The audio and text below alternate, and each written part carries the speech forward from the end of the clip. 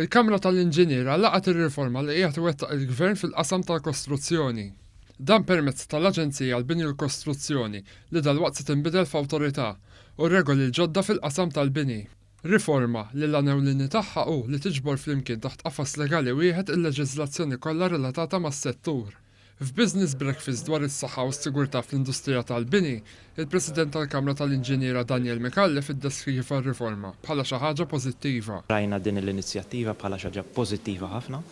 Ir-rwol tal-Kamra tal-Inġiniera nisperaw nixtiequ aħna li ikun rwol attiv jiġifieri bl-involviment dirett fuq il-bordijiet relevanti fuq din l-awtorità. L-Inġinier spjega li l-Kamra tibqa' f'kuntatt kontinwu mal-Gvern biex tassigura li leħen l-Inġiniera jkun parti mid-diskussjoni.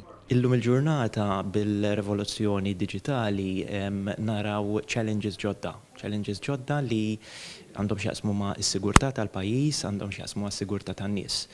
L-inġiniera huma key stakeholders dan. L-inġiniera permezz tax-xogħol tagħhom, permezz tan-knowledge tagħhom jassiguraw is-sigurtà li l-poplu għandu bżonn. Tkellem ukoll il-Ministru għall-Infrastruttura Jien Borġ li sħaq dwar l-importanza tal-kwalità tal-ħajja u l-miżuri li jridu jittieħdu biex tiġi assigurata kwalità tal-ħajja aħjar fil-bini. Irridu nħarsu anke lejn il-ħajja tal-binja.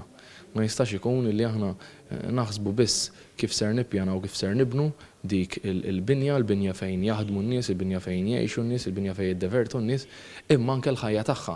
X'jiġri matul is-snin, min qed jieħu ħsieba dik, x'enerġija qiegħda tikkonsma, kif qed nużaw enerġija aħjar. U dan huwa katina allura ta' żvilupp sostenibbli illi għandu bżonn dan il-pajjiż. Huwa l-enkal passi li ħall-Gvern f'dan il-qasam fl-aħħar sena l-ikbar impenn ikun ir-riforma tal-liġijiet tal-bini permezz ta' twaqqif tal-Awtorità tal-Bini u l-Kostruzzjoni li bħalissa diġà bdiet topera bħala aġenzija.